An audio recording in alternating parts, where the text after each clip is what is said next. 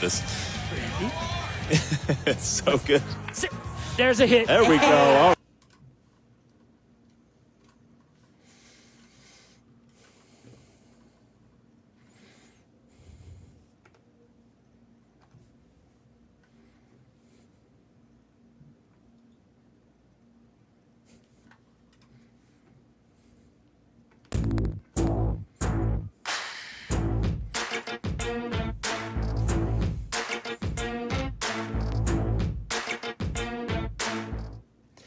Hello and welcome to the Esports Meta. My name is Billy Sims and I'm here to talk about everything esports as well as some video game news. We've got a big episodes for you. Lights, action, camera ready. We're ready to roll and we're going to get started. Today's topics, we got updates and scores about Esports World Cup.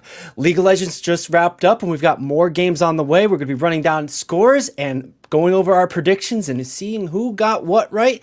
So see if you measure up. Let's see if you knew what was going on or if you just had the right stuff. Otherwise, we've got some really cool stuff about the upcoming games, including Overwatch. Kicking off in about 2 weeks, we've got a big patch today, and we're going to be talking about what that means for this huge tournament. This is a big tournament because it's a big prize pool.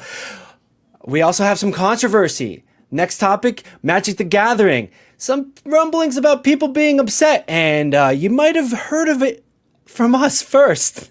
We've been talking about it a while, and we're going to go over our thoughts on the current drama there. But finally, and big finally, Apex Legends has a controller problem.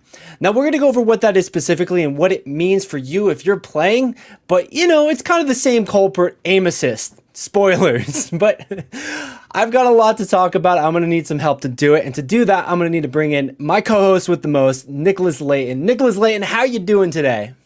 I'm feeling good, man.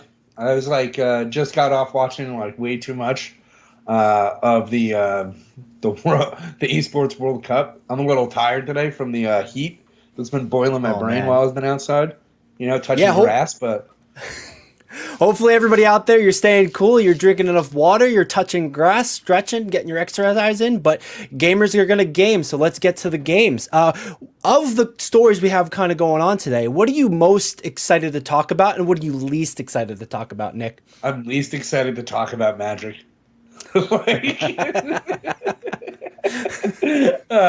Most excited to talk about the Esports World Cup. All right, cool. That's pretty much. And you know, Apex. I love the Apex issue. I love the way that's shaken up right now. So. Yeah, the story we have coming up later, it's such a big thing, and we just needed to pack it into this episode. We've got a lot to talk about. So let's get started. And we're actually going to start with a little bit of a feel-good moment here. Let me switch over into our browsing screen because this past weekend, Games Done Quick had their big event in Minneapolis, in Minnesota, I believe. And during that event, they were able to raise over $2 million. I think it was $2.3 million for Doctors Without Borders. So a big round of applause for them. Congratulations. Well done, everybody who played and competed and stuff. But I'm bringing us this feel-good moment from a specific run. Nick, this is the first time you're seeing this video. Let's run it through, and I want to get your reaction on this quickly, okay? Here we go. Here we go. Okay, good boy. All right, so we're playing Ken Griffey Jr.'s baseball. It's the bottom of the 12th, and you might notice in the top right, there is a dog doing the speed run. So there's a hit. Everybody's hyped. Good boy, the goodest boy, gets a double, and he's safe, all right? But this is not the moment. Here we go, top of the lineup. Excellent chance to take it up. It's up, it's gone, home run, home run. The crowd goes wild. I didn't know you could buy real life controllers. You treat that dog like a controller. That's sick, though. That dog's probably having like the time of its life. As like a dog owner, I bet you that dog's just like, yo, me and my master right now are dope. Like, this is sick. I like it. That's sick. It's such a good moment. It's so fun to see, and especially with games done quick, speedrunning, we love to see those competitions. We love to see those video games. And this is just such a unique and awesome moment. You can't not cheer for the goodest boy here, and you got to be happy for it. Bottom of the 12th, tied game, and the dog clutches it out with Ken Griffey and knocks a home run out of left center field. Amazing. Just amazing. It's pretty sick, man. Dog's talented. They gotta make. You know what they gotta do? Instead of like Air Bud, we get some like console Bud or some nonsense. I don't know what the hell you would call it.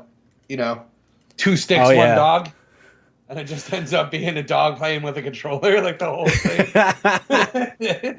I mean, I don't know. Don't tempt the movie studios because they'll do it. They'll do it. And who says? I'd rather watch stupid movies. There's So no rule. Cool. There's no rules that say he can't do it, right? No, let's all right, but that's a quick feel-good story, a fun moment, a little clip, a highlight to bring to you to brighten your day, brighten our days for sure. But let's get into the bigger topics, and we're going to pivot at that point into the Esports World Cup. It's a big event. You might have heard of it. You might have seen us talk about it. Over $60 million, and I'm going to keep repeating that number until this is over because it is the largest prize pool in esports history. Over $60 million being given away here, and it kicked off last week on the 2nd of July. This week, we've got a lot more games, but we're going to focus on the wrap-up from League of Legends first and foremost last week. We have just the overall... Oh, here we go. We have the overall playing situation, but Nick, Nick, before we go into the nitty gritty of it, do you have anything you want for us to look out for while we talk about the bracket or any of the highlights? Is there anything specific you want us to focus on as we move into this subject?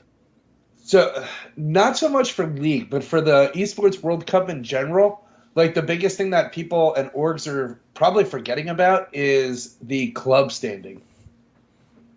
So, not every single one of these clubs ends up being in every single game. So your club might end up being, ranked, T1 is ranked number 2, and they won the League of Legends thing. They don't have as many club points. And now I don't know if they're in another category, so they're probably not going to get anything else out of this tournament. But Team Falcons is top.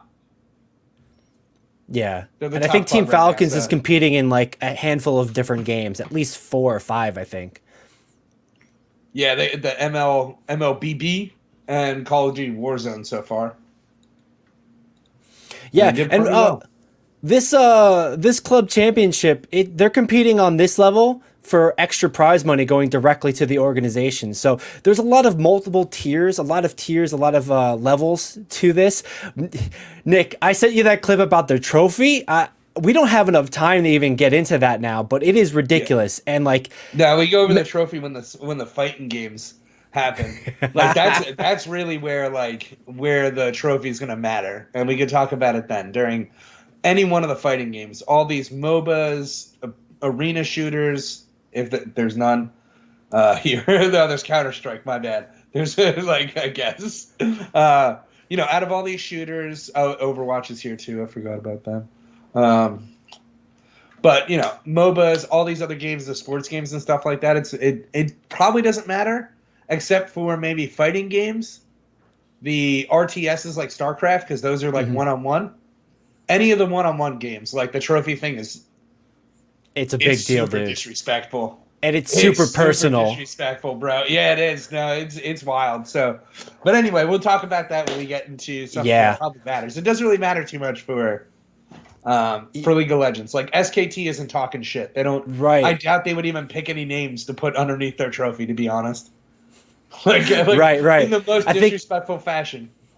I think this is a good point. We just started. If you guys are enjoying the content, the energy, if you want to just give it to us for sharing the goodest boy hitting that home run, hit like, follow, subscribe, all the internet things, and check us out. Stick around for a while. We've got a lot. We want to also hear from you guys. Hit us up on our hashtags or ats or right here in the chat rooms as well. Let us know your thoughts on the conversation. And be sure to keep in touch because we've got that trophy segment coming up. We're going to be talking about that more when the fighting games kick off at the World Cup because it is, like Nick said, very personal. But you're right. League of Legends, it's not as big of a deal deal. It's not as much salt in the wound for the people winning or losing, but it's still bittersweet because there's a lot of money on the line. So let's run this down to the standings overall and just kind of directly say it. Congratulations, T1, pulling out a first place win, netting yourself $400,000 and 1,000 club championship points.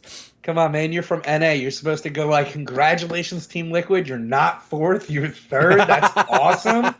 Eat shit, G2. Eat shit, Gen G. Just kidding. It's like super great that like Team Liquid was able to pull out third, man.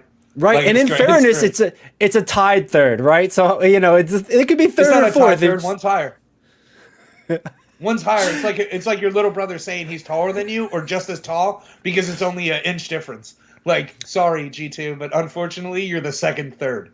Just throwing that out there. If I'm the team manager, if I'm the GM of G2, I'm going to be speaking to the Esports World Cup here. It's like, what the fuck happened? Come on, guys. It's not even alphabetical. Come on. What are we doing here? But you're right. They just didn't have the losers, though. That's the only reason why. Like, we didn't have like the losers, so we couldn't really figure out who is actually third place and who's fourth place. But I think we all see the writing on the wall that G2 is the possibly inferior team. Well, the website's leaning that way, right? The website's leaning that way, so it must be true. But either way, both of those teams walked away with a cool $100,000 for picking up third or fourth place, whatever your heart desires. NA pulled $100,000 away from that. T1 walking away with first place with $400,000, and it was a little bit of a known thing, Nick. Right? This is our time to brag. This is what we said. This was a perfect event that was definitely not rigged. It wasn't, but they were playing really nice, and it was a lot of fun to be able to say, they had the Faker skin, and it's now time to send off Faker possibly to the Hall of Legends with his Esports World Cup championship being the first League of Legends Esports World Cup champion as well. Yeah, man. Like he's got way crazy stats as far as like winners are concerned, right? Tom Brady drools at this guy's championships, okay? Like, absolutely ridiculous. But no, I've said it before. I was like, yo, Faker's going to win this shit. Like, we just made a skin for him. Mm-hmm. Obviously, Faker doesn't need the help, okay? But, he did it. It's great. I love that T1 came out. I love that Top Esports came out in second. I love it even more that, like, Team Liquid and G2 both came out at third. And, like, it would have been great if they were, like, 1 and 2.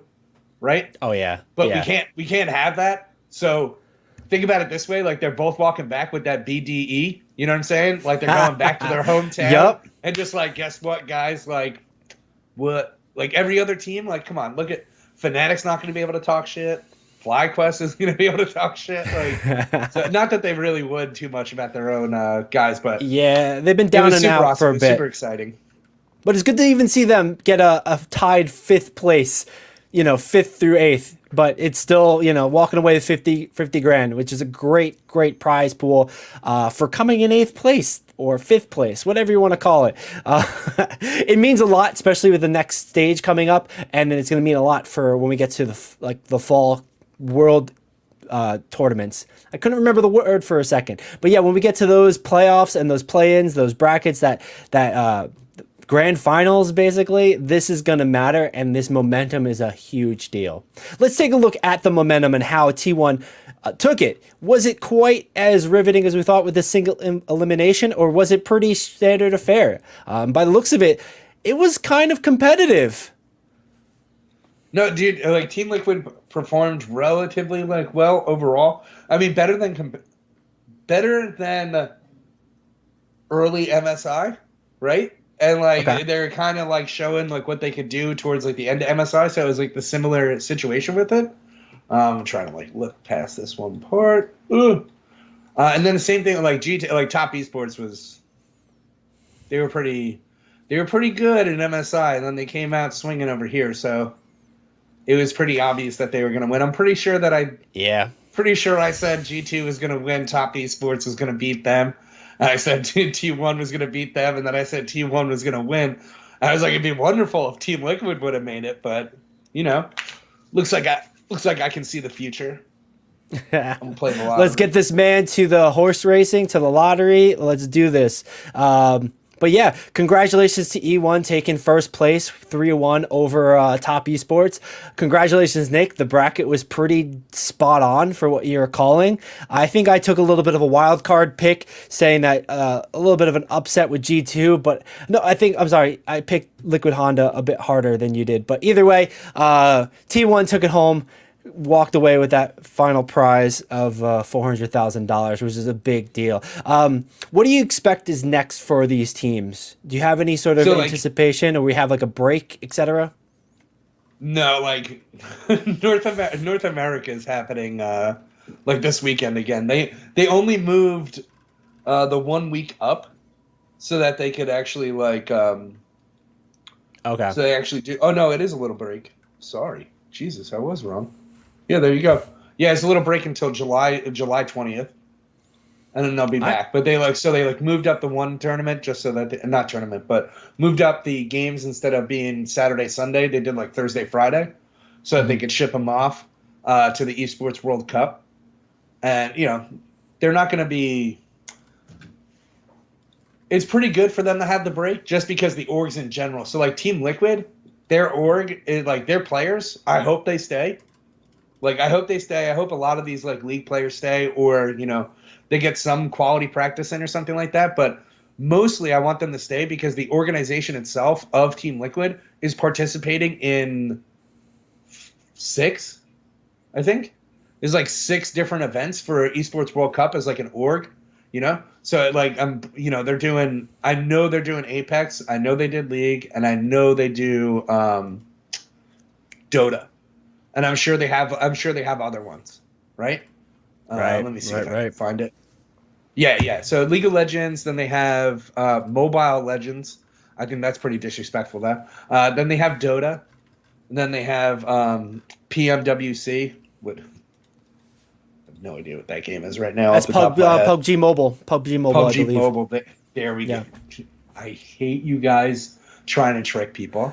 Then they have Rainbow Six Siege, dude, obviously. We're gonna talk about that a little bit later, but the whole tricking of logos and whatnot has been pretty ridiculous. But yeah, Rainbow Six Siege is also making a showing here. That should be really exciting, and they're competing in that one as well. Yeah, same thing with Fnatic. Fnatic's in not the same events, but they're in about 6 or 7 events themselves. Let me see. And then the rest of them, I think, are less than 5. And one, Gen G's out. They're done for the whole entire Esports World Cup. Billy is out. They're done. Top Esports is out. T1 is only staying for another Riot product, which is Teamfight Tactics, and and then G2 is here for Counter-Strike, obviously, because if the Europeans weren't here for Counter-Strike, I'd be like, this is kind of crazy. Yeah, that's fair. That's fair. That's the most quintessential EU game out there. Except for the fact that Fnatic over here is not here for Counter-Strike, but FlyQuest is. Let's go, bro. Let's go. Let's go, America. So in that way, we're talking about the club championship points, and a lot of the games that these clubs are expanding, and some of them that aren't even going and diversifying in. How much do you think we should be watching that part of this tournament, the club championship? How much should we be watching that advantage? Is it an advantage? Is it a disadvantage to be competing on so many games like that? Just because Fnatic has teams in so many different games doesn't necessarily mean they're good. They're good enough to get here and be invited, of course, but are they going to be coming out with #1 spots, or they be trying to get 50 points on each one? What? I think there's a lot of questions here, and I don't know if you have any thoughts off the bat and immediately. So I personally, I think the org route is the way that esports survives. Right? And normally, I would have thought it on I used to think about it on a smaller scale where one person would have to play multiple games in order to become you would just have a tournament where you compete as a player and play multiple things, but instead it's the organization that puts out the players. And I think that's I think it's the way to go. I mean, it's it gets everybody into the same place, right? it's all as like a big event. Like remember E3, we all like watched E3. We would still like watch E3 if like these jackass companies would stop trying to be solo artists. But anyway, Yeah, man. but Cough, the cough, same thing with Nintendo, cough, cough. Nintendo's like the largest gaming like company Yeah. in the world at the moment. But they Like, were the it's- they were the first to remove themselves from E3, and then COVID happened, and then like PlayStation and Xbox were like, "Now we're good." True. I hate Nintendo. I'll play their games, but I will give them the thing that they always do their own thing, so I'll never hate them for like leaving E3. But Phil Spencer, bro, you piece of shit. Anyway. Anyway. But yeah, with the future of esports, you see it being more organization driven, more it helps focused them, and like, centered. recruit players and stuff like that. Like they should be treating themselves more like colleges for, or like the NFL for the sport of esports. It's not a specific game. Choosing a specific game is stupid.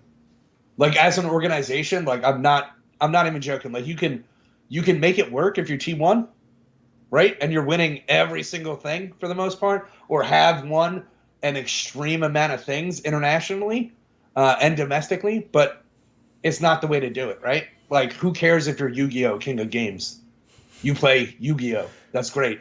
Congrats. Yeah, like, your org is just Yu-Gi-Oh! That sucks. Like, pull But that's also... Yeah, I think you're looking at it from an organizational purpose. I think there's also that grassroots sense where if like you and I started a team and we're just phenomenal Yu-Gi-Oh players, hypothetically speaking, it makes more sense for us as a bottom-up sort of tactic that we only focus on the one and we create an organization to like fly our banner under, basically. But yeah, for long-term survivability, I agree with you as far as the orgs go. Like, you do jump into some games and, jump out of other games when you don't find it beneficial. But yeah, I think you kind of diversify so that you can be sustainable. Because I don't think sustainability comes from the tournaments.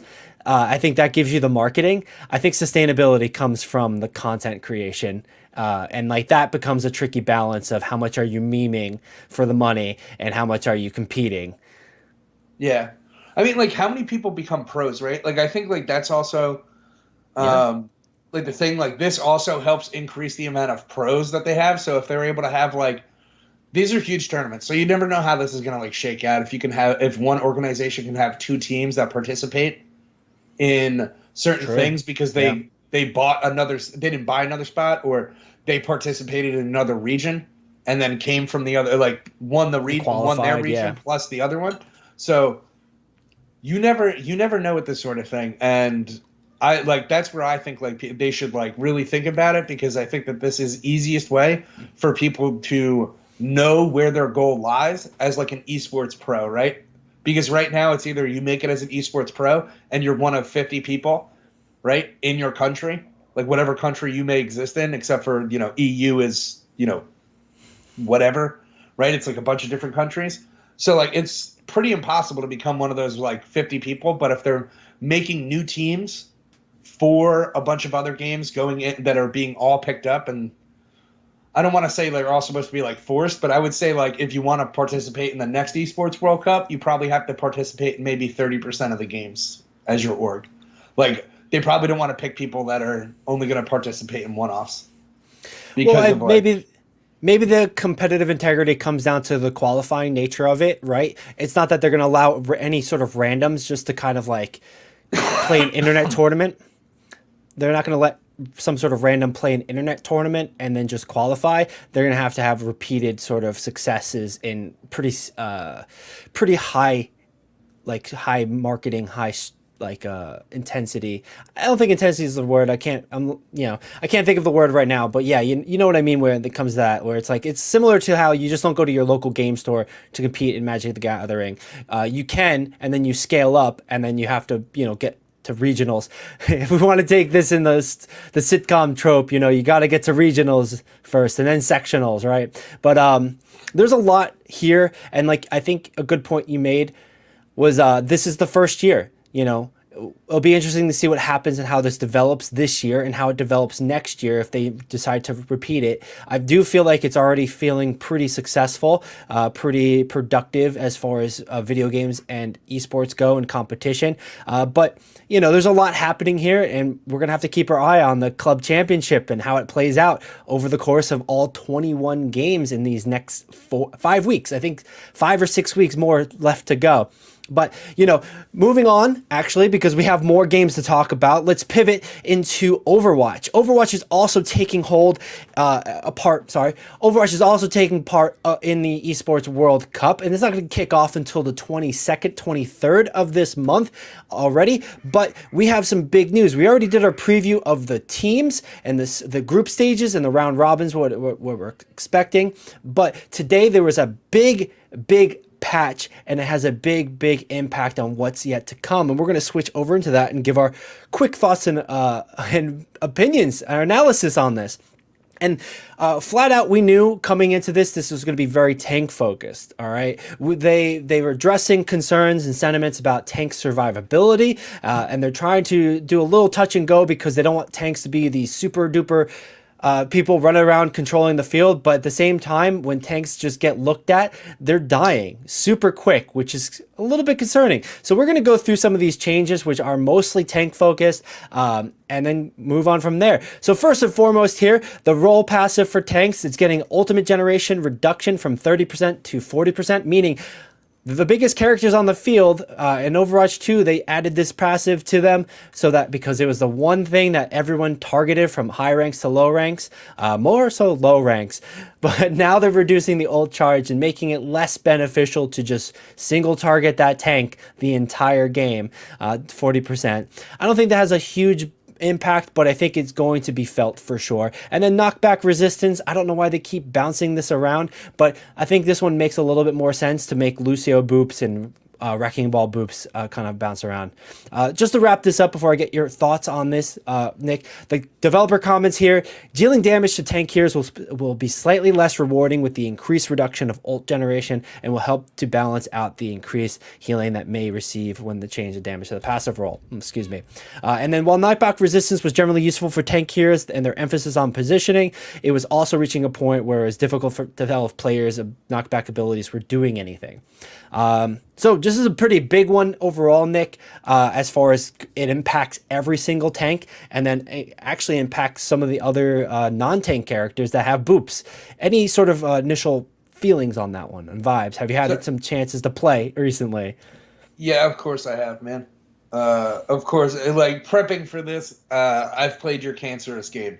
I've played Overwatch for a little bit. As a tank, just so we're clear, I do enjoy the tank role. Currently at the moment, I'm sure I'm not high enough ranked, but I'm sure a high ranked player has already said this somewhere. Being a tank sucks in this game currently, which is why they're trying to address this sort of thing. I don't know, like, it makes sense with the ultimate generation thing, right? The knockback resistance, like, that also makes sense, but I'll be honest with you, like, there should probably be limited to tanks should be the ones probably smacking people around like that, unless there's like a Lucio boop is kind of stupid. Like, I know people like it, but like for the character itself, it's kind of stupid. Like, it's pretty like, yeah, hey man, I played some music. Get out of here. It's pretty stupid. Like, not design. It's a cool character. It's cool design. Flavor for his character is pretty stupid.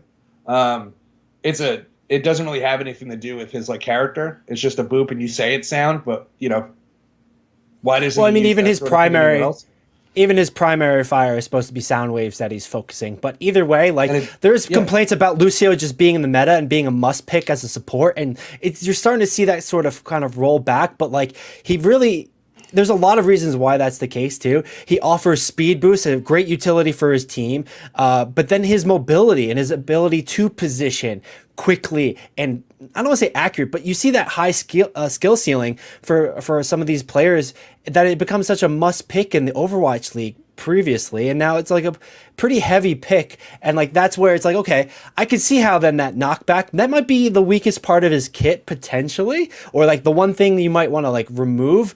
Yes, you'll get less Reddit use Lucio's knocking people off the edge into canyons and whatnot, but like that might be a fair like little idea. You might be cooking on that one where it's like, hey, what if we remove the boop from him, kind of leave boops, because it might be oversaturating the whole market for it. And like we're starting to see the same complaints. We're starting to see the same complaints about Venture with her boops too. But go ahead.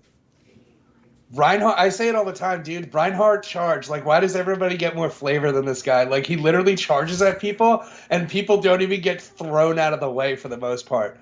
Like, if you're in the front, you get grabbed and taken. Everybody else, it's literally like a fly flew past you. Oh my God! Oh, it's Reinhardt. Jesus Christ, is he around? Oh, he went that way, I think. But in that way too, like, yeah, Reinhardt gets hyper focused in that, so he can't really even charge. You only have the really hyper vigilant W key and warriors that are playing Reinhardt like that way.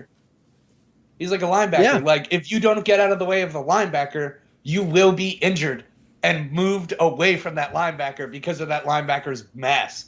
And so I think, like, Reinhardt in general, not having, like, a get the fuck out of here on his charge, but Lucio having, like, a boop is, like, super weird for, like, the whole knockback thing for, like... Well, even like, then, why Malga... is the tank doing it?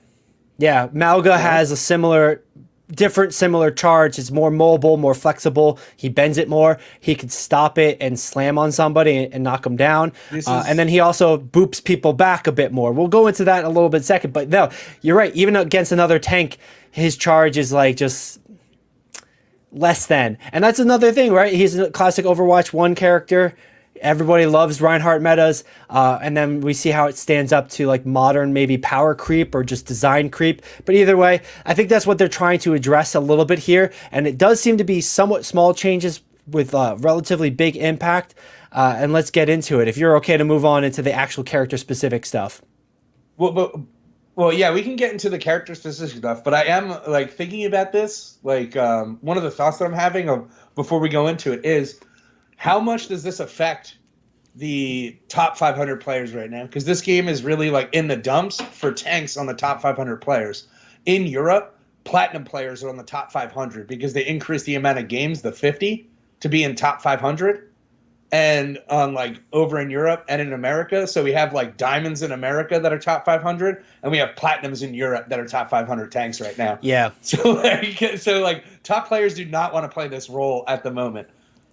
For multiple reasons, right? You're seeing a lot of fatigue with the tank role, and I think that's what a lot of this patch is trying to address. I don't think it's just the top. I think when you get to like lower ranks and the metal ranks especially, they're not going to be as concerned of what's meta, what you have to play and force to play in comp. They're going to just play the things they find fun, and then maybe try to imitate, because that is something that happens. Like there is some imitation about how it should work, but it's like having a 9-year-old drive a Lamborghini. They're not going to know how to double clutch or granny shift out of that. But oh yeah, true. You know, they're not top 500 players, but because they've reached the 50 game mark, they get put on the top 500 players, and top players are doing placements and leaving. Like, this is what they're doing. And I think that part too, I think it's like just a volume of how many players are going in actively playing tank. So where you end up with games and queues where you're, But they have done a better job. It has been tightened up, but you're right. It's still sort of happening and it still doesn't feel good. And I think that's what a lot of this patch is trying to address, the feeling of how it is to play a tank. Because you can be fine and you can run the match, but then a lot of times you just get deleted. Everyone looks at you and deleted. They throw all your stuff at you, and that brings up the 5v5 versus 6v6 kind of conversation. I think we're past that point. We are going to be a solo tank game. They still need to make those corrections to help it be a solo tank game so that you don't have everybody throwing all their cooldowns at that one dude. But anyway, individual characters here. Let's kind of like fly through this here, Nick. So if you have anything, stop here. If anybody out there in chat land has a comment or a thought, be sure to drop it into the chat. Be sure to hashtag us, tweet us, threads us if you're using threads right now, because I know I am. But, all this stuff, make sure you mention it. We want to talk with you guys. Leave it in the comments. We'll respond. We're happy to have this discussion. We want to see what you guys think. But Nick, like I said, stop me if you have a pressing matter or thought. Diva. The defense matrix is getting increased by a half a second, 0.5 seconds, and the micro missile explosion damage, a little bit more splash damage, going from 4 to 5.5. So that is a pretty big damage burst window there, going from 125 to 150. And I think that's going to help her address some of the more squishies, maybe secure kills a little faster, maybe remove armor a little bit quicker from like Winston or something. But the comment here is, The comment here is the maximum duration of defense matrix is increased by half a second by reducing the rate at which the resource meter drains when in use. So it won't take longer to regenerate. The increased damage of micro missiles will help your ability feel more relatively impactful against larger health pools. So, okay, there you go. I think that's a pretty straightforward one. Diva's been pretty, decent, highly mobile, but, having her weakness against Winston, because Winston's been really strong, and that armor change really made a difference. Actually, let me go back real quick. Did we miss something? There it is. I missed this one. I apologize, but another general hero update, because it just reminded me, they changed armor again. Armor flat damage reduction went from 5 to 10. So if I shoot one bullet, it's going to remove 10 damage per bullet. I think there is a maximum damage that it can do. I think it's 50% of. So I think Tracer's bullets are like, I think it was something like 8 damage, 7 or 8 damage a pellet. I think it can only bring it down to like 3 or 4 per pellet now. Either way, not really a big difference for her, but it's going to impact some other ones. And then enemy health bars are going to be displayed at low health threshold. The comment here is armor changes have had a positive impact, which they'd had at the beginning of last season. And damage types are slowed down by the armor. So like they're doing a good job at slowing down damage that's weak against armor, making armor actually useful. And then they're increasing that damage to further widen the pools of heroes that it's going to impact there. So that's going to be a little bit more harsh on the Reapers and the, what's it called? The Torbjorns, the multiple pellet kind of dudes for those bigger armored up tanks. That one's a kind of big one, Nick. Any initial thoughts, like while I get back down to the characters? Honestly, that math degree that you have to have for part of this game for no reason is like, it's pretty bad. Like I say that, like, how much armor does Ryan have? Off the top of my head, I'm not too sure, but we can take a look and find it. We don't need to take a look. I just mean that's like a stat I shouldn't have to worry about.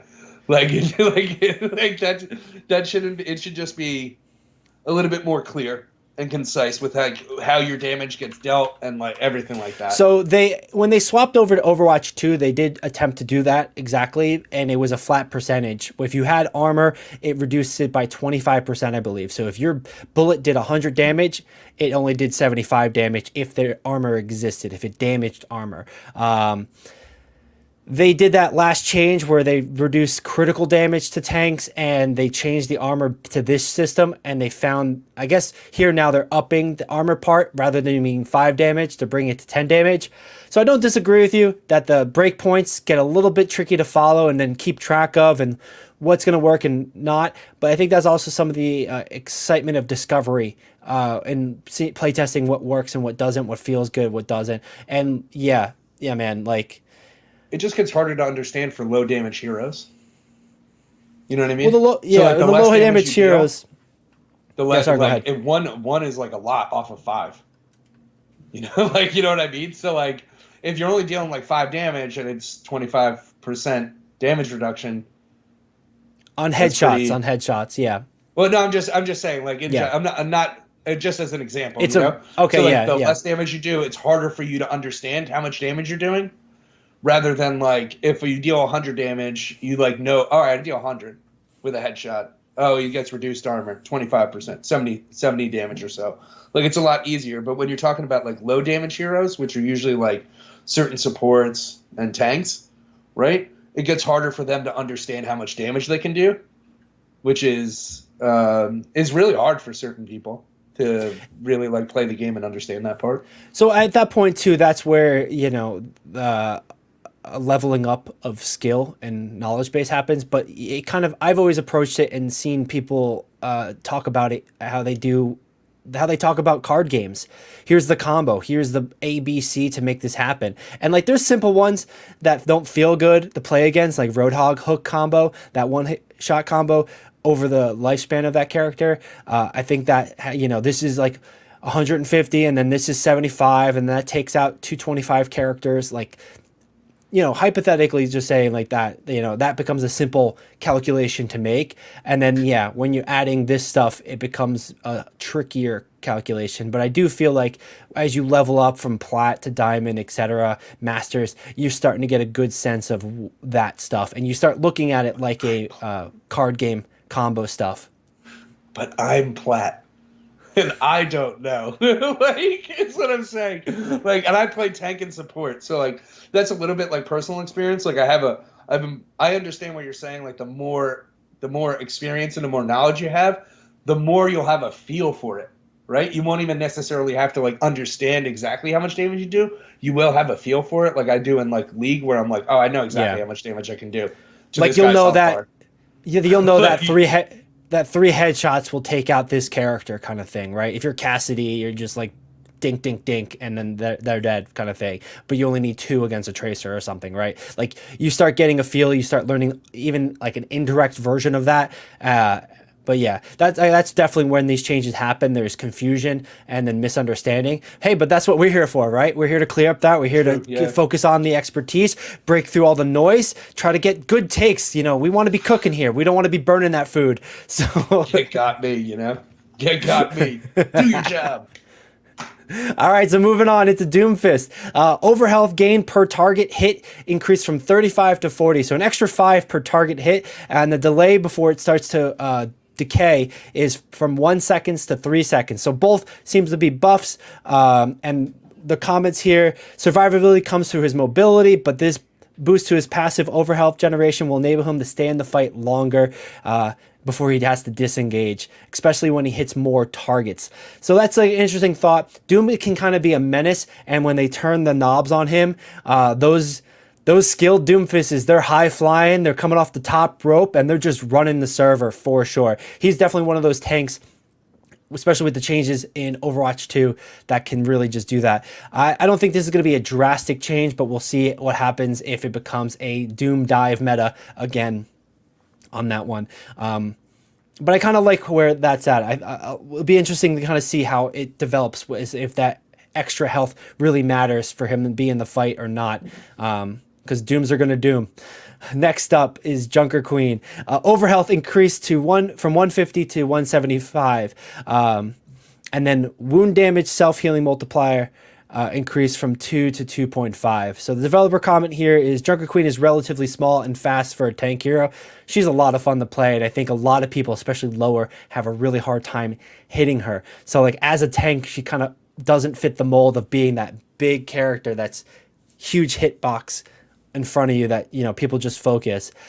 So with that, they say Commanding Shout doesn't need a ton of bonus health to be effective, and the increased wound healing. So when you put a bleed on, you get more healing for that bleed, is going to help her stay in the fight and manage her abilities. So it's less have to do something only on Commanding Shout or not.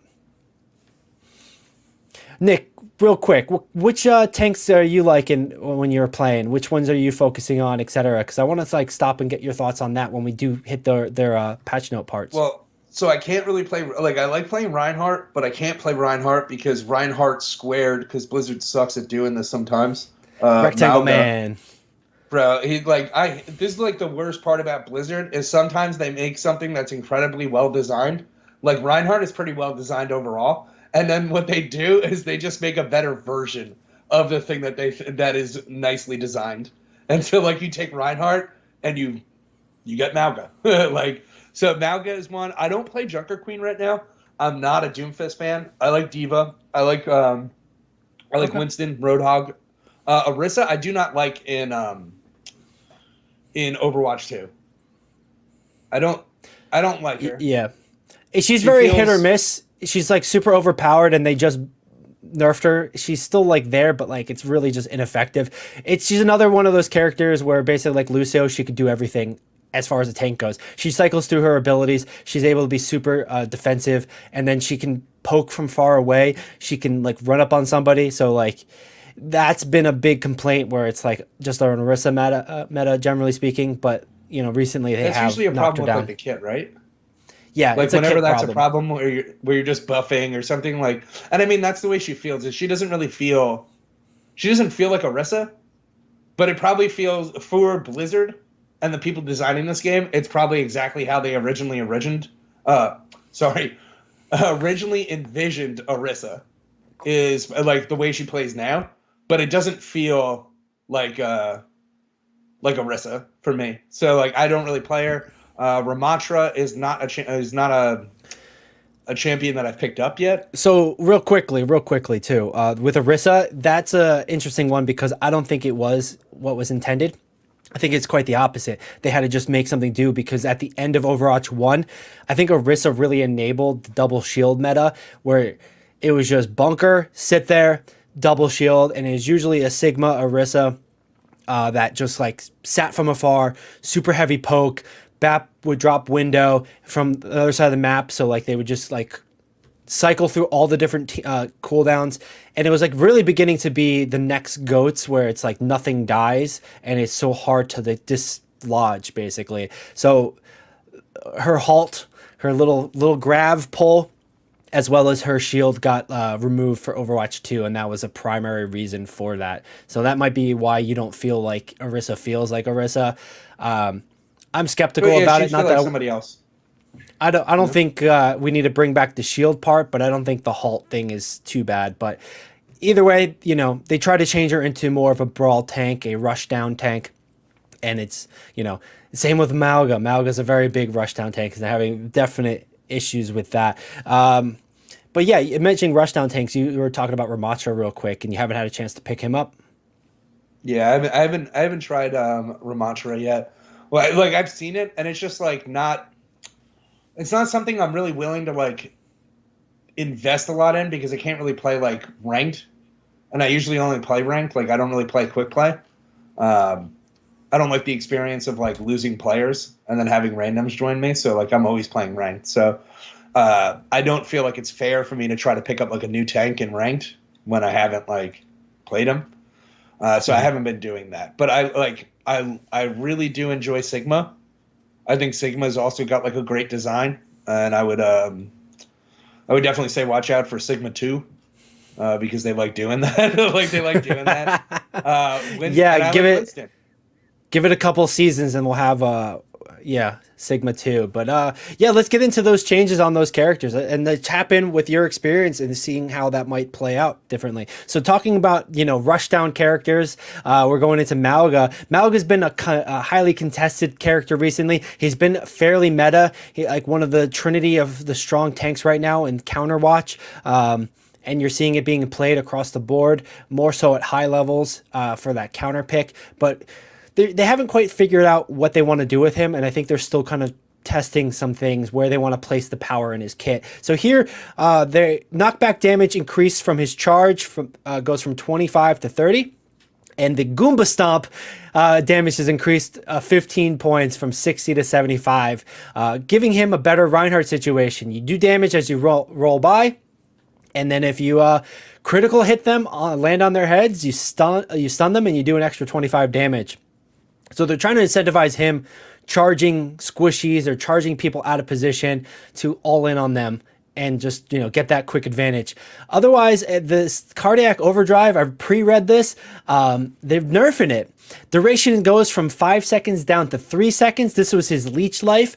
His life steal then increases from 60% from what it was up to 100%, which might arguably be a huge buff. It might make a huge section of people pissed. And then the changing damage reduction of the cooldown from 30% to 40%, and now allies only get half of what they would get before. They used to get the full 60%, and now they're getting only 50% lifesteal on their damage while in that aura. Playing Malga a little bit there, Nick. What do you think, man? These are some pretty big changes as far as how they want to change the power. They're reducing the cooldown length, but then increasing the potency here. Is it going to have any difference in what Malga does? It probably has like going to have like unique scenarios where it will be a net loss, but on average, this is probably a net buff just in general. Because on average, most of the time, in most scenarios, in like probably like high level play, the amount of damage that you do in the 3 seconds is probably where like the average was, right? So like the amount of damage that people were doing was probably from like 2, 3, and 4 seconds, and so they cut the 4 and the 5 off because they didn't need the 5, and just increase the amount of health that you do. So if you do miss that fourth, the 4th second that they're cutting off of it, you're still getting extra lifesteal off of the first 2, the 2 and the 3. So it probably net positive, like overall, and like obviously damage reduction increased to 30 to 40%. Like, I hate his overrun move. I think that's like Reinhardt's move. Like, it's like, what it feels like. Like the guy with the big hammer and the shield doesn't get anything, and like this guy just runs in. But no, like I like him. But I like him because like he just feels like a stronger version of Reinhardt on a regular basis, and I'm sure that's exactly how everybody's felt about him since he's come out, right? You want Ryan to close the gap, but it's so hard for Ryan to close the gap. The tools of the shield and the charge really kind of leave him open and like unable to. So, we might be a little bit surprised, hopeful for those changes, but with this in Malga right now. It seems like, they want you to punish squishies. You're going to do a little bit more damage, punish people out of position. But the defensive cooldown, they want you to be more selective. It's going to be more potent. And it might be like a net neutral sort of game. I do also think it might be a better buff overall, but like you have to be smarter about when you use it. You can't just run in and just auto spam it. I don't know if that's going to be enough to change how Malgas play, because a lot of times you're just looking for the lifesteal on the burns, on the crits, and you're just shooting the big targets. You're shooting whatever you can. So like, why go for the squishy when you can go for the bigger target when it's easier? So I think there's still, this may or may not incentivize people. It may or may not make a big difference in that change of strategy. And I think that's a big thing everyone's looking for and looking at, because Malga, historically, people are complaining about how he plays in that way. So into another character that people historically complain about how they play is Orisa. Orisa here, fortified duration went from 3.5 to 4 seconds, a small buff. And the developers basically are saying that when they nerfed her last patch, she hasn't been performing as well, which is kind of what they want. But now, since every other tank is being buffed, they have the room to also then bring back Fortify it for a little bit longer, which might smooth out her play a little bit, which it teeter-totters a little bit. I don't think we need to talk about that too much, though. And then let's move into Ramatra. Nemesis form. The bonus armor is increased from 225 to 300. That's a pretty large number when you want to go into your Punch Man. I wonder if that also applies to the ultimate. I think naturally it does. But then Pummel, the punching move and damage, the damage is being increased from 60 to 65. And the dev comment here is that the adjustment is notable because it reduces the number of punches required to knock out a 250 health. So this might just be a quality of life change from Season 9 when they increased everybody's health, so that Ramatra actually feels like more than a block bot. You can then pounce on people. Do the whole Yugi, you fall into my trap card, haha, and then I'm the one you're trapped in here with kind of thing. So, I mean, I don't play Ramatra, right? So, like, to me, that sentence reads, cool, instead of having 5, it takes 4. Yeah. That's kind of it. That seems to be what it is. And I think it was a necessary thing, because when they changed projectile hitboxes as well as everybody's health pool, he felt limp. He felt like he didn't really do anything. That 4 punches. And, like, he's going to box somebody in the middle of a shooter match. Like, he's just waiting. Like, thank God I don't have to throw one more. And he just throws the 4th one. Like, I'm only like, see, it seems silly. It probably less effective than people think. Like, right? It might be like it might be a half a second difference if you are trying to secure a kill, but truth be told, you're not aggressively securing a kill unless somebody gets out of position and you're going to punish them. Like, you're just going to run up on them with the big arms, really. And like, otherwise you're just block botting. You're just crossing up and you're, I think it's an 70% damage reduction for that. Anyway, I do feel like it's not going to really change much, but I think it is going to allow him to then clean up quicker, basically. Yeah, I mean, I can see that, like, the end of the tail end of the fight, it being more important. Or after Team A secures a kill, then he has more room to like push on them, basically, and that extra second where he does more damage. That means one less punch. That means he can go back into blocking quicker, or secure a kill quicker, basically. But yeah, let's move on into Reinhardt here, our favorite. Not even sarcastic. Love this guy. All right. Maximum health for barrier field is increased from 1400 to 1600. Barrier regen rate increased from 140 to 160. And charge, the impact damage on the wall, is increased from 275 to 300. So that finally he's going to be able to secure kills again on most characters from charging him. If he lands that charge, rewarding him to actually charge in.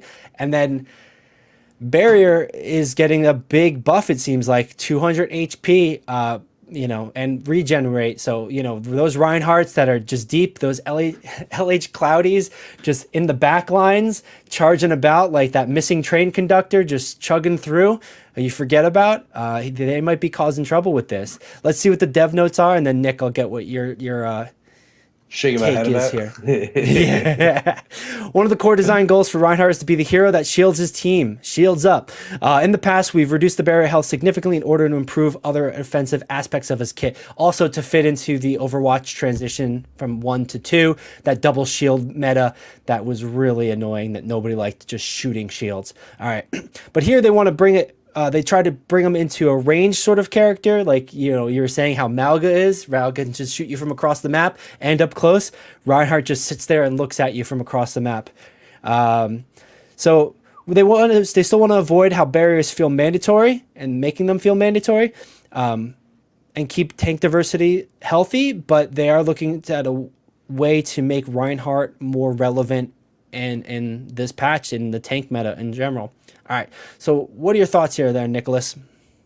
All right. So if we were to coach low-level players who are playing Reinhardt, what would be the first thing that we have to beat the fuck into their skull? Please use cover. Stop hitting the fucking charge. Please stop hitting your charge button. Okay? You are punished more often. Use cover, man. Use cover. You are rewarded. Yeah, I mean, use cover is like a general rule for any person. But yeah, if they're man. Playing Reinhardt specifically, a new player. They have, how many buttons do they have?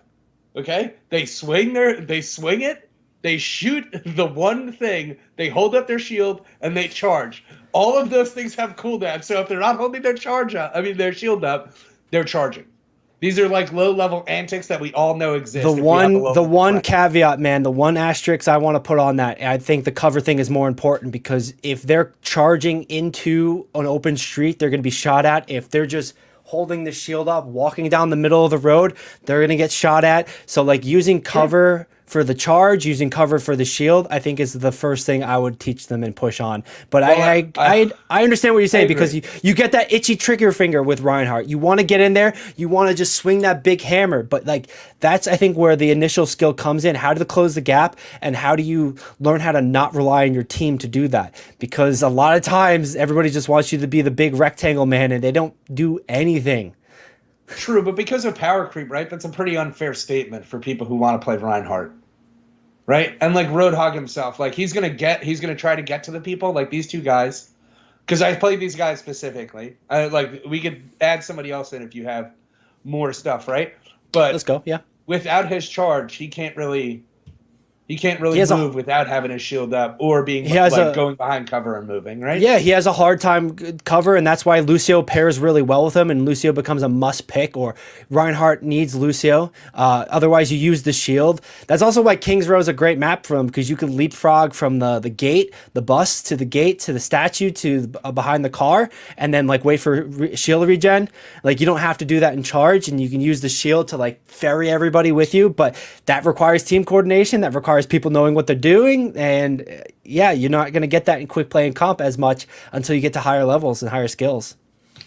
Yeah, like, I mean, while I totally agree, I just like, I've said it before, like I think the charge move needs to be reworked instead of being tuned. Like, it's not a good low level experience, and it's probably not even a good high level experience, you know?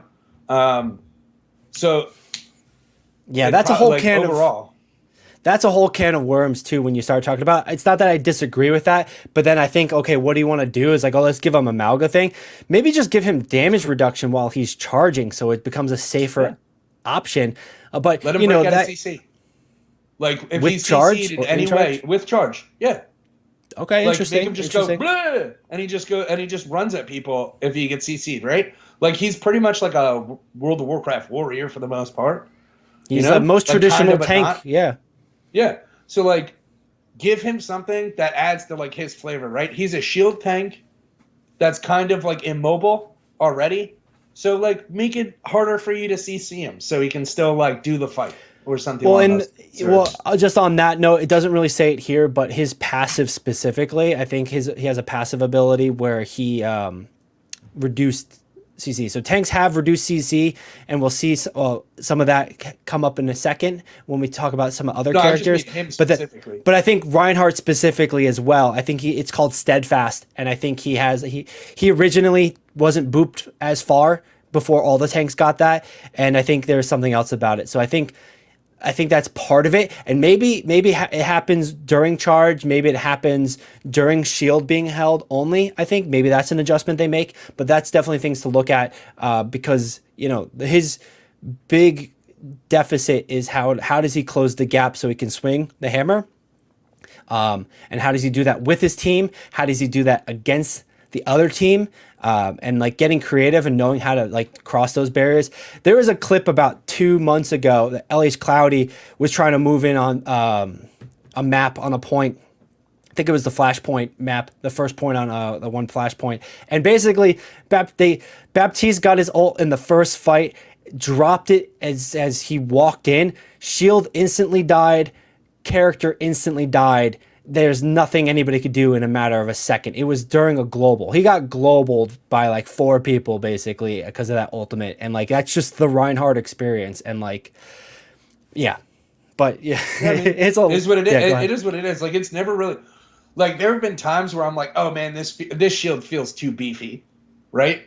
There have been times like that. For sure. But like, on a regular amount of like my average experience when it comes to Reinhardt, is like, damn, this shield just got blown the fuck up, dude. I'm going to sit here behind this wall for a little bit. And then, like, you're sitting there, all right, guys, let's go. No, it's gone already. All right. I think... Hold on. Let me crouch. I think, honestly, in my hot take is going to be specifically on Reinhardt here. Reinhardt's going to be the pick. He's going to be meta after this patch. The shield health is a big deal, I think. The regen is just going to allow him to get back into the fight with that tool a little bit more. The charge damage, I think it's a good thing, but like, he's been this quiet pick for a little bit. And I think the other thing is that the armor difference, you know, he's not going to just be annoyed by the tracers as much. That 10, it's not really going to make a difference. The 5 initially didn't really make a difference for Tracer. It applies the DPS passive onto him, but that armor is going to be a lot more tasty for somebody like Reinhardt, and I think he's going to be a meta pick in this patch. You know? I mean, I can see it. 200 is a lot. Like, I don't disagree though. Like, 200 is a lot. The regen of just being an extra 20 per second, you know, that's literally 100 every 5, right? Just additional. So like, that's kind of crazy. Like 100 health per 5. Like, we played WoW. That's crazy. Like, it's like, that's real crazy. They had a trinket like that broke the game for a minute. But you know, I like, again, like, that charge is pretty pretty lackluster. And I would like to see like more of like the data of like how much he's throwing out, like the I don't know what the hell the name of the thing is fire called. strikes, right? Yeah, the fire strikes, right? So the thing, fire strikes in charge, like how much do they impact overall games? And like I know they impact overall experience, right? So like it's a really good high when you hit a charge and kill somebody. Oh, for sure, yeah. For a lot of players, right? I understand that, and it's a really low for the whole fucking team, though. But you know what's interesting? When it doesn't. When you have that Ryan who just charges off into Narnia, absolutely feels bad for the rest of the team. And then he complains about where's the follow-up, where's the healing? Yeah. But anyway, no heals. it's just as bad as that Genji on the other side of the wall from the Ana. But it seems like too, like thinking about it, they're trying to change the Malga charge a little bit more into this, and then this charge into that a little bit. But like, it's not quite, because you know you can stop it whenever you have the shield. Then this is definitely more defensive, though it has that kill potential, that one-shot kill potential where Malga's didn't. Otherwise, what I wanted to kind of add on here is what was the thing I was just thinking of? Damn. I'm sorry. What were you just saying about the charge and the shield health? I can't remember what I was thinking about. I lost track of what I was cooking. So the shield health is 100 per 5, and it's really great. We know exactly how impactful 100 health per 5 is. Yeah. It's huge, right? And then the wall charge has the really, really high, and then the really, really low for the whole team. Like, we don't really share the experience of the high of the charge. Like, oh man, our Reinhardt got a charge. Our experience is, thank God our Reinhardt hit a charge. Because if he did not hit that charge, we were all leaving here right now. Like, you know? So like that's why I think like little things like that, like the charge can just be changed overall. And I hate seeing changes like this. Like, I remember, just more damage. So I think that was just to reward the Reinhardt and reward the team, you know, kind of thing. He's more likely to secure the kill if he lands it, you know, risk reward kind of thing. That make those choices, make the bad ones feel worse. But you know, hey, it's a skill issue. Then what I was going to add into is like the charge is kind of like, it could be like a Kobe, right? From downtown, a surprise charge, an out of position punishment kind of thing, right? To close the gap and just start swinging on people, a rush down tactic. There's a lot of variety with that, but like realistically too, charge is not your main staple. Even though some Ryans are definitely more Whereas some Ryans are more charge heavy, but like, also, like you mentioned the Fire Strike, and I remember what I was going to say about that. Fire Strike it's a long range ability, but it's not a long range ability, if you know what I mean, right? They haven't changed the damage where it doesn't one-shot kill through window anymore. If you imagine if somebody's like a widow distance away from you and you hit them from afar, you can't follow up on that. You hit one, congratulations. You got to hit two in a row. You're going to go boom, boom.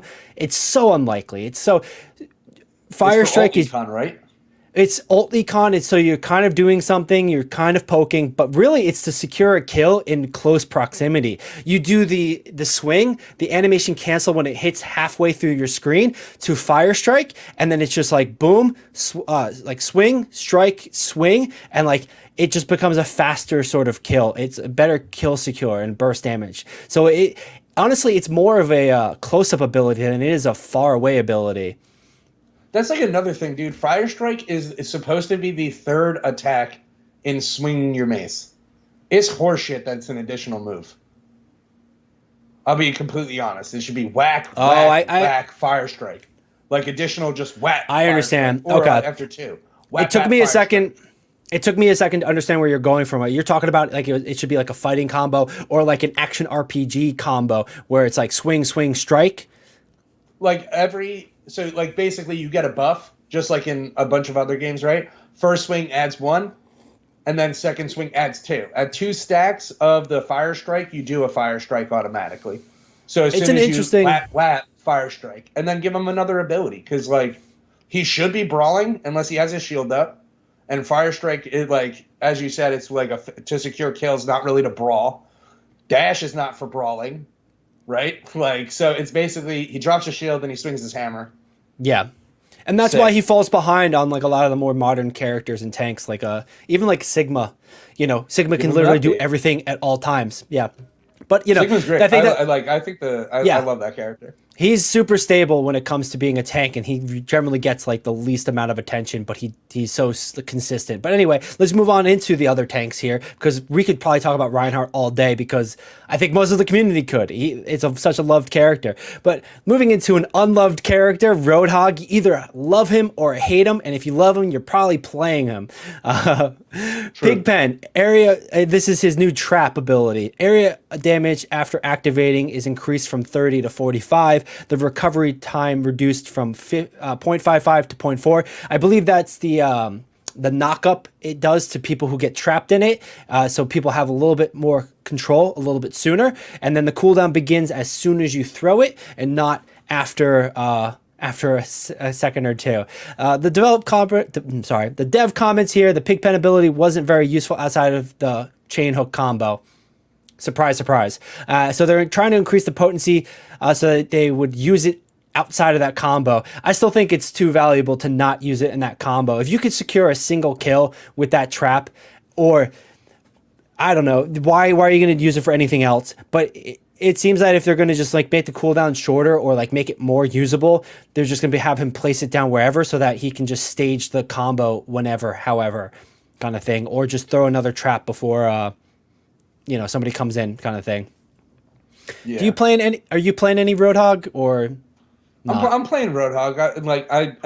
I do enjoy Roadhog. I don't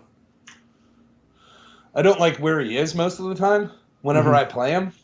And that's just because he's another champion where I think his kit is more harmful to his character than anything else. The hook is cool, but the hook really should be, like, in all honesty, the hook should be on a support character. It shouldn't be on a tank. But well, I mean, in a sense, the hook is on Lifeweaver with the life grip, but it's an untargeted. Like, you just have to you target it slightly, but yeah, it's more of a skill shot for Hog. I would like to see the Hog hook just kind of keep somebody in place. So he could still fire his gun maybe during that, but you keep it in place and you give him that little sweet spot, kind of like dink that he used to have. But anyway, that's a whole other conversation. They already done a rework. It is a very frustrating character to play against, and when the meta gets to a Roadhog meta, nobody's happy. Moving into Sigma, which is kind of the opposite, where people are generally pretty happy when they don't mind if it's a Sigma meta, though we don't really see anybody saying Sigma's their main. Let's see what they're doing here. Accretion, the big rock move. Impact damage increased from 40 to 80, 120 damage total. Dev comment is Sigma is a tank that does not currently have any issue with survivability because his abilities are so freaking good and he's able to cycle them really well. They are increasing the damage of Accretion to bring back more of a threat that he poses and increase the satisfaction of landing it. All right. That's pretty straightforward. Any sort of comments, unless we want to move on to Winston? No, I mean, he's again. I love this champion. I agree. His kit is phenomenal. He's very well designed. Again, which is why I said watch out for Sigma too. The rock itself is awesome, but it's not. It's really a signature move for him, right? He throws a huge rock. That's one of his huge, really big, impactful things when you think about Sigma, right? Is the gravity thing, throwing a rock or lifting and throwing people down, right? He's probably too strong to really change it. But he probably also needs a little change to that too, because I was gonna say I think you bring up a good point, because I think this damage change makes his one-shot combo come back. So if he lands the rock and he throws his just orbs bump bump, I think that maybe not actually with the new health pool numbers, but that'd be interesting to see. 120 and then maybe another 60 make that 240. You might just barely get away. He might take out a tracer, which is kind of what you want. That might be a fair sort of thing, but yeah, it'll be cool to see the Math Magicians take on the numbers for him and see if that brings back the one-hit combo. Moving into Winston and see what's going on with him. All right, Tesla Cannon. The secondary fire charge time is reduced from 1 second to 0.85. It's a very slight reduction, but I think it's going to be more about feel, because Winston has been one of the top performers, biggest played, okay? Primal Rage, they're increasing the health from 500 to 700. One might feel bad and look bad, but I don't think it's really going to make a difference because everyone knows to shoot the monkey as he's jumping on you. Maybe tell somebody in the gold games I'm in sometimes, but yeah, I think that's pretty straightforward. All right, Dev comments. Winston is what's up? No, I was just like, we also still want Primal Rage Winston to be killable, so we increase the health. Yeah, that's a sentence that doesn't really make a lot of sense. But it's been we did the opposite. When you did Winston, you've been speaking, and I like lasered in on the increase, and I was like, oh, what's their excuse? Let me read while he's speaking, and then sick Blizzard, nice man.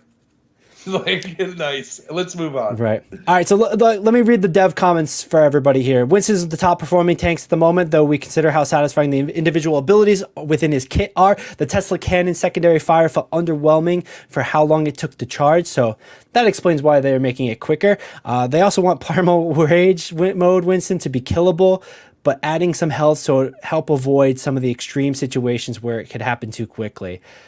Okay, so I think that mellows it out a little bit. Yeah, they want him to be killable, but I think really the thing that they're saying is that there's some times where he just gets deleted, and yeah, that's there to help mellow that out. I mean, he's super susceptible to literally like this. Again, it's a PvP burst. game, right? So yeah. So CC and burst matter, right? And like could you imagine? He gets CC'd pretty easily. Like when he jumps in, he needs to make it quick, otherwise he's gonna get hit with something. Winston's definitely a tank about not so much deception, but opportunity and like just kind of capitalizing on positioning and timing and coordination if you have like a Tracer or a Sombra to go in on it. But yeah, I think you're right. He's either, I don't want to say he's either feast or famine, but like the really good Winstons really know how to make it happen. And there are some counters that some players and some champions that do counter it, but yeah, he's been in a good spot, and I don't think this is like that big of a deal, but I think it's just like enough to like, okay, he's a threat. Keep an eye on him. Yeah, he's had a good run for Overwatch 2, right? As soon as we dropped the tank, the tanks that had mobility and stuff like that have done like a little bit better because they, even if they get targeted, they still have the opportunity to possibly get out, unlike some of the other guys we've spoken about. Yeah, right. And it was interesting because Alec Dawson did an AMA recently, did an interview with Spylo, and they were talking about how the different regions have different play rates, pick rates, win rates for each of the characters. And like Winston is like a must pick in the Pacific region. Same with Anna. Like it's insane how much it's played because of like that sentiment of culture over there where, high skill dive is like high flying, want to nail all the stuff, etc. So I think that plays a part into those things as well. All right, moving into Wrecking Ball. Quad cannons, automatic reload time while transformed, so in ball mode, is going from 2 seconds down to 1.6 seconds. Adaptive shields, the allied overhealth transfer ratio is increased by 50%. Use up to 50 overhealth per target to grant allies up to 75 HP. I'm not entirely sure what that means. I know when you transfer the health, it's basically saying that it's going to transfer more, but I'm not sure what those numbers ultimately mean. And I think it's a cool feature in that rework they had for Wrecking Ball, but I don't think it really was what Wrecking Ball needed, because Wrecking Ball is that character that as soon as Wrecking Ball comes out, the other team picks 4 counters, and then your team doesn't do anything about it or can't counter that counter the same way. It'd be a cool ability if it was Overwatch 1. That's for sure. And like having that second tank, Wrecking Ball can kind of go off and then come back kind of stuff. But yeah, the dev comment here, Wrecking Ball has excellent mobility and survivability. It is insane how much survivability he has, but he gets turned on and countered real quick anyway. And he'll now be more efficient in transferring some of that survivability to his teammates. Maybe that's the play here. They want to just have him move his shields into anybody else who's diving in with him, or so if he's returning. So you slam, and then when you're around people, you put your shield on for how many people. You have an ability called Adaptive Shields, and then when you put the shield on, it's based on how many people are around you. So if you have 4 bad guys, you get 4 times as much shield. So you can effectively have like something like 1200 HP or something like that. Like it's a insane amount, but that's where like he's supposed to go in. He's supposed to be big. And the change that they're talking about here is that if you have teammates by you, you activate adaptive shields again, and then it gives it to anybody around you. And this says it up to 75 shields per target that's around you. So friendly units you'll give them your shield basically. That's a bad ability for low ranked players. Yeah. Like that overall, that ability just sucks for a tank. Like anybody go below, that's kind of like a crappy. It kind of sucks for. Thing. It really sucks for a tank that is. I don't want to say they're solo, but like High Winston, flying. it's high flying. But like Doom can move around and like duck behind walls, and that's where his effectiveness is. He's in, he's out, he punches, he slams, he's back, he's forth, kind of thing. Wrecking Ball goes in, rolls through, slams down, and like okay, I'm not saying that's the part that needs to change, but like he has a little bit of a disadvantage compared to a Doom or like a Winston, but like what makes up for that is that he doesn't have a critical headshot when he's rolling around, when he's inside the ball. So like you can't crit him, but he's doing the thing and he's got a large health pool to do that. But like that's where then the solution is run a Sombra, run Doom, run a Hog kind of thing. Run Cast, you throw Hinder on them. So like you just have the team basically pick 4 counters, and then like Wrecking Ball goes from being unstoppable running the field into just dead instantly. Yeah, this whole game needs a rework sometimes. Like if I think too hard on this, I'm like, why does Lucio have a speed increase and why doesn't Wrecking Ball have a speed increase? Like a team speed increase? Yeah, why isn't the Wrecking Ball just leading? Why isn't he just Miley Cyrusing our whole team into the enemy base? Okay. Like just in general, all right? Like, well, here's the thing. What if that, going back to Ryan, that like, let me cook here for a second. What if Ryan's charge gave that utility speed boost? Because what is it? Junker Queen has commanding shout. It increases movement speed on that for people as well. Ryan could do it. Wrecking Ball could do it. Not to say we need to like give everybody speed boost, but like that could be an interesting thing to play with and see what kind of variations you make and like where it works, where it doesn't. Yeah, no, I mean, like, there's a lot of things, and, like, I would say, as far as reworks are concerned, they should have happened in between Overwatch 1 and Overwatch 2. Yeah, that's a whole like, big conversation, though. That's a whole other big convo. Because I personally do. I think they're probably taking abilities from like, champions that are in development or scrapped that they don't want to work on anymore and just trying to give them to, like, Wrecking Ball. Like that allied overhealth transfer. Yeah, So I think they're just stupid, looking bro. for something to do, and like with him, because that rework, the grapple thing was cool. Now with grapple, they did this like last season or 2 seasons ago. You grapple into the wall. You used to just swing around back and forth. Now you can press jump and you can retract and like basically go up. It's slower than that, but it allows you to get into some cool positions. It has a reduced cooldown for the grapple usage. I think 1 second versus 6 seconds. That was a cool change, part of it, like a quality of life change, allowed a higher skill ceiling. But the adaptive shield one, I think, is like a minor thing for your team, a minor utility for a tank that has a hard time playing with their team, that doesn't really want to play with their team, that wants to be like knocking the other team out of position, disrupting them kind of stuff. So it'd be interesting if adaptive shield was like a pulse where you put the shield up on you, but if you time it properly, it's like that sound box from Mario Kart that disrupts the blue shell. You time it well, and it's like it's perfect, right? All right, so just a quick thought, real quick, right? Because like, yeah, it seems like it will be pretty effective for what they were going for higher ranks, right? Yeah, coordinated plays and dives, yeah. Yeah, so like what's the overall I don't know the numbers, but like what's Genji's health at? I think it's 225, 250, 225. So all right. Yeah. So like that's where I would see like this being like pretty nice. So it's use up to 50 health per target to grant allies up to 75, right? So if you get, let's say there's 4 people, right, and you get 50, That's 200, right? So you sacrifice 200 and you give Genji 300 health. You give him 75 and he has an effective HP. Is it just, of it's not 300. it's not 75 per 50?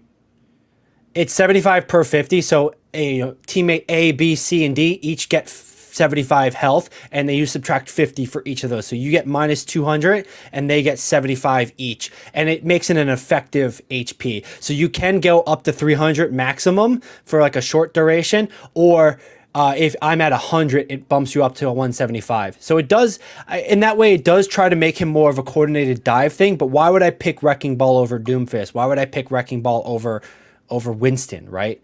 Like that's for the cheese next that I was question. explaining. But if you can't do that, then like that ability is so much worse than what it initially is. Like if you can't give 300 health to one target, Ooh, sorry. that ability is dog shit.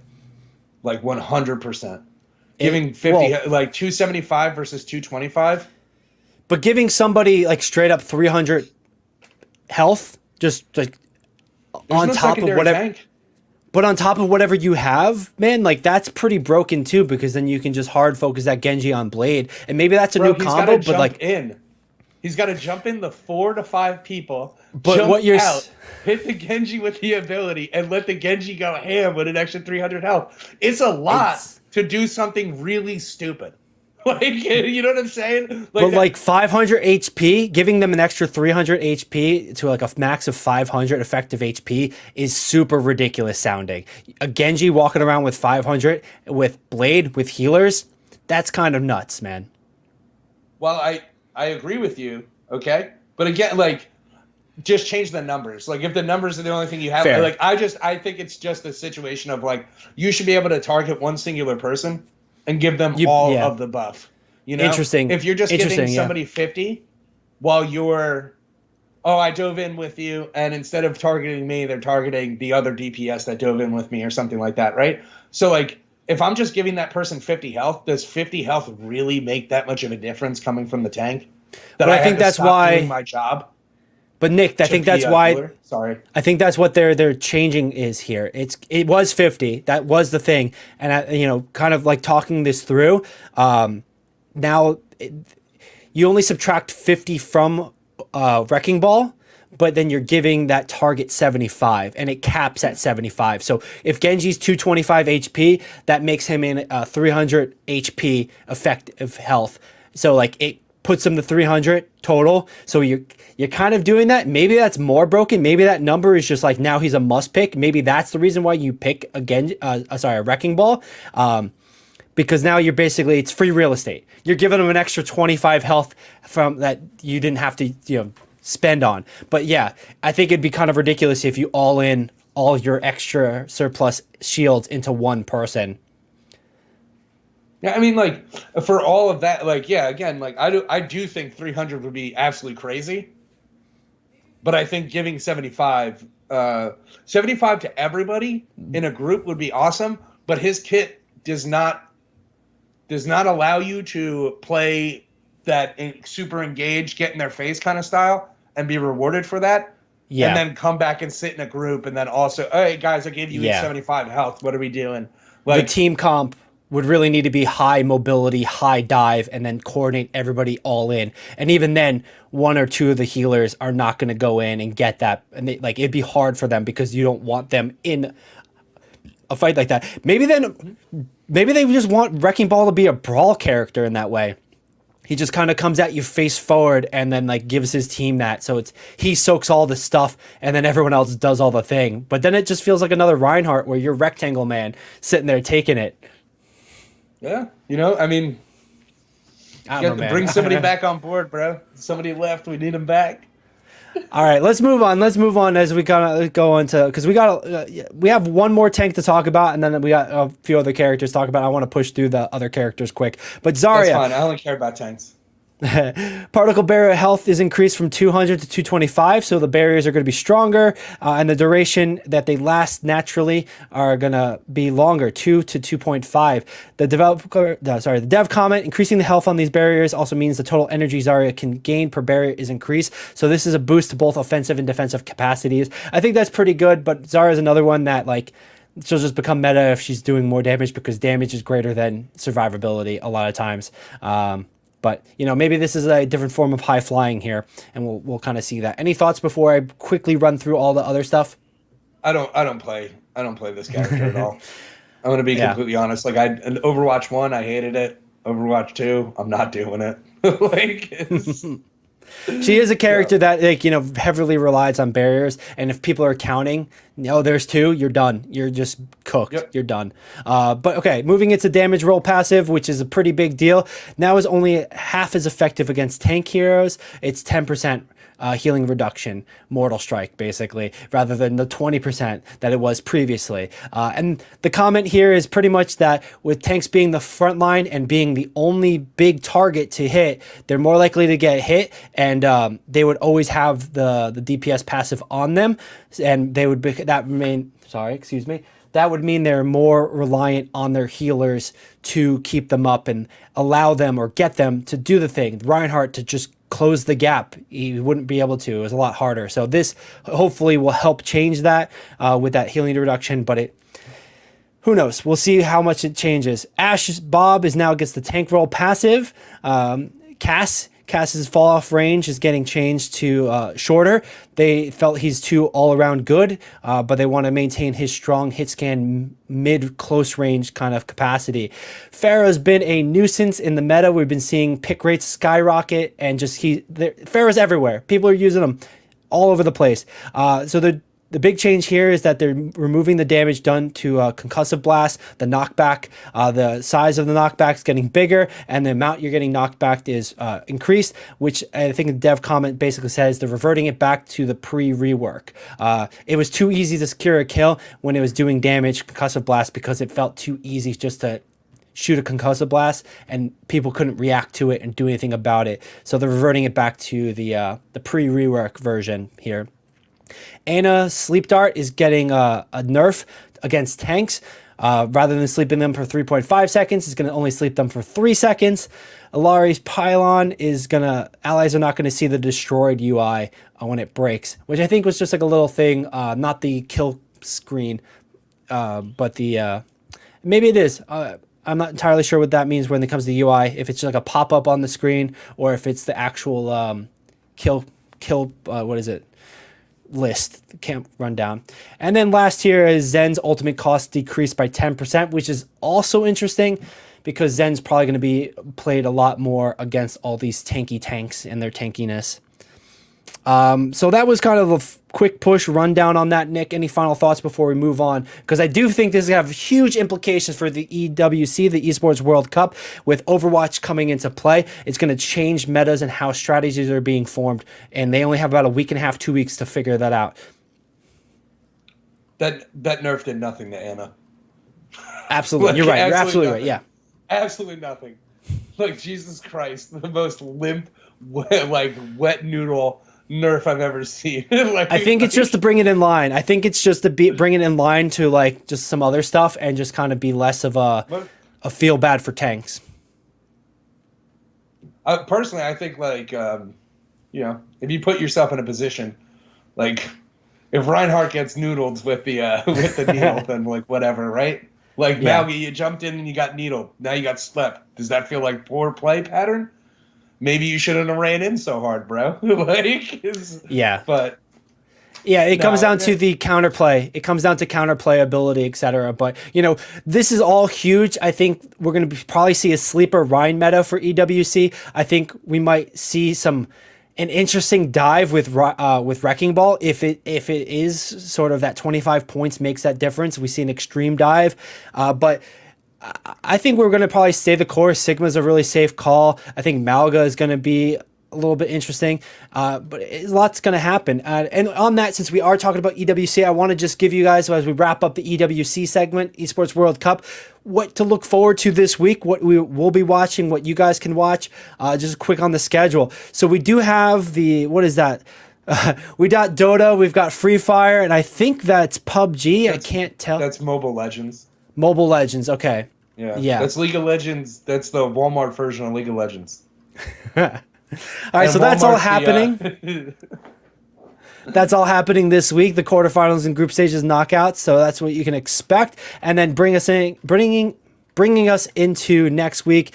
Dota's going to finish out, but we're going to have Counter-Strike start up, and PUBG Mobile, I believe that is PMWC start up. Counter-Strike's going to be sick as long as no one decides to throw games like those other two gentlemen sitting butt to butt with each other in a room.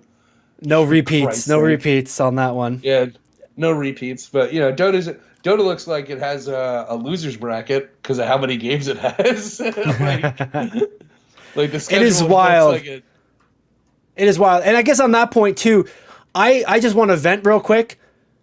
What the hell? Why is it got a whole other logo? That, you know, that it fooled us, and like we're not like Dota players, but we do pay attention to this. Why are they distancing themselves from saying Dota? Is it Valve just trying to avoid the Saudi Arabia controversy? I'm very, because it's a whole different logo. Did they pay for rights to call it Rida Masters? Like, I don't understand that totally. I don't know if that's traditionally how tournaments are like named for Dota, but like I think that's a huge deal, and we're not really talking about how some of these key games are creating different logos and hiding the names in the logo, kind of thing. Yeah, dude. Honest to God, man, because I've like, forgive me for thinking that someone would rip off Dota along with League of Legends. Okay, it got us both, so, man. It got us both. So, like, I literally was thinking, like, hold on a second, man. This could just be like a complete 1-to-1 recreation of Dota in Russia, like, or something. I was like, maybe it's like that, and then I'm like, no, hold on a second. He's killing his own minions. Wait, that's fucking Dota, bro. What is going on? Like, yeah, that conversation, that realization last week kind of threw me, and I've been thinking about it, and then I guess did they not pay for Valve logo or the Dota logo? Are they paying to call it something else? Is it Valve just avoiding any sort of association? But then why are they still playing the game there? It has a $5 million prize pool. I understand how, like, you know, this is how players make money. So like they want that to sort of continue for the health and stability of the game, to have players be able to play, to be able to make a living doing this stuff. But there's something sussy there. And I thought about that. I wanted to mention it this week. Just not having the box, man. Not having the Dota box right next to, like, in that art right there, like, completely threw me off when I was looking at it. Even in the stream, man, when we were watching last week, when we picked it up real quick, I don't think it said Dota anywhere. It just said Rida Masters, which of course is the name of the tournament, but like, unless you knew, you knew. Logo, they used the Dota logo in the preview and the advertisements for the Esports World Cup. So, interesting. Whatever, man. Maybe it's just us. Maybe it's something because we don't know what we're doing. Yeah, maybe it's just something on the back end too with the tournament organizers, etc., where they want to try to like, hey, this is the biggest one. Let's try to like milk it for all the attention we can, and with our thing and not their thing. But it really tilted me. I know it really tilted you, but speaking of tilting you, I'm going to use that as a pivot point because our next subject is going to tilt you. I think it already has. We're talking about Magic the Gathering, and I do want to kind of keep this brief because we have a lot to talk about. We're so far in, and we got to cover this, but like, just straight up, they're talking about banning Grief finally. We've been saying it for months, and I'm going to play this video really quickly and just, you know, this is the Magic historian. This is what's that? This is him and his. Go ahead. Let's see where it is. It's causing the biggest problems in Legacy right now, and absolutely should have already eaten a ban. Turn it up just a tiny smidge. So, if you're somehow not aware of Grief, I'll put it up on the screen for you real quick to take a look at because you need to understand the card. This is. Look at the casting cost. The casting cost is irrelevant. The whole thing about this card is the fact that you can play it for free with its evoke cost without spending any mana. All you have to do is remove a card from your hand to put this guy out. Wait a second, now, Nick. I don't know Magic the Gathering, but isn't this what you said? Isn't this what you complained about months ago? I disagree with him. Yeah, only one part. But I've been complaining about this card, and I say it every time I play this card. It's literally been a complaint every single time Magic has come up. Why hasn't this card been banned? Why haven't players figured it out and complained about? And like, the proof is in the pudding here. Here is us 3 months ago 3 months ago talking about it. No views. Boom. Yeah. That's Nobody's why. listening to us. That's why. No, but like Talking about literally, grief. man, it's been like 2 years, and I've said this card is cracked, and it's only cracked because it makes poor play styles. Like it makes an unfun experience whenever it exists. It doesn't even have to win you the game. It just makes an experience fucking feel like shit. Okay? And you can pay $40 to go into a big name tournament, and then without your opponent even winning the game, you feel terrible. That's not good. That's not good for anything. Legacy tournaments are now getting canceled because people are finally saying, I don't want to play against grief. And, people are thinking that Wizards is just trying to kill Legacy because they keep saying it's a dead format, but every single, huge event we have is, 1,000+ players to play some cardboard for Legacy. So, Right. Yeah. It's, here's articles. Now everyone suddenly we need an emergency ban. They're not doing this. They're talking Nadu. They're talking grief, and they're trying to see when the next ban window is. Again, things we've been sounding the alarm on for a while. And then just kind of to drive your point in, here's some. You sent me this link earlier, and this as part of the narrative of it. It's pretty wild. This shows the percentage of played in Legacy. The metagame for the last, and right now we're showing the last 30 days. Here's Reanimator, right? Just look all the way to the right. These are recent decks for today. This is 7/9/2024 Legacy League. People pay $20 to enter in these leagues, okay? This is not for people who are not trying to look. Reanimator, black, yeah. Reanimator, Oops All Spells all have grief in them. Oops All Spells got better because of Modern Horizons. I could go into it, but it doesn't really matter for the sake of argument. Scroll down a little bit more. Well, no, hold on a second. I wanted to show the point here. We're showing Reanimator 2 as a 37% being played in the meta here. In the last 30 days, we kick it to the last 2 weeks when they had the ban 2 weeks ago. It's a 46% in the last 2 weeks. And then we go the last 7 days, it's 50% of the decks being played. I think that hits it home. That's a problem. Why is everybody choosing this? Are they going to find something that magically counters this? Or are they finally just going all in on grief because they know how broken it is? And it seems to be the latter. I don't know much about Magic. You're our Magic expert here. But the conversations we have, it's tilting me too, dude. This is wild that this is playing out this way. Yeah, it's a little wild. So lands, just for clarification, lands is pretty expensive. The odds of you deciding to play lands in Legacy revolves around you having $10,000 worth of cards, right? So that deck is pretty out of the ordinary to say that it's 3.6% of the meta. That's pretty high for this deck for how expensive it is. That's a counter to grief. It's a really good deck. Those two decks, the Selesnya Depths and the Lands decks, they don't operate the same, but they're a different play style than what all the other decks kind of do for the most part. Gotcha. Oops All Spells is a weird one, and just to give an example of this one, it plays no lands. Factually, it plays lands, but they're the backside of card. You can choose to play the backside of card, but because of the way this deck works, it plays no lands in its deck and is 6.2% of the meta. And hey, it runs grief. And it got better because it added more black cards, blah, blah, blah. It got a nice black non-land land. But again, we see grief right here in the front, 51.6, right? Yeah. There is I can't even express to you. There's I've been having this argument for 2 years with friends, with local people at game stores, at big tournaments, and every single I swear to God, man, every single time people are like, "No, it's not busted. It's not broken." I'm like, "Let me just play you real quick. Let me just do a regular hand." And they're like, "Well, sure, if you get the nuts." I'm like, "It's not the fucking nuts. It's 3 cards." Right, they think they think you have the magic pull, you got the god pull, but you're just getting the average pull, basically. Slightly under average pull, you don't have a reanimate. So there is no scenario where your opponent doesn't lose 2 cards. Okay? I'm not even joking. A nuts hand for a person who's not playing the scam deck is Forest, pass. That's a nuts hand for the person who's not playing to beat the grief, to like really like stop grief.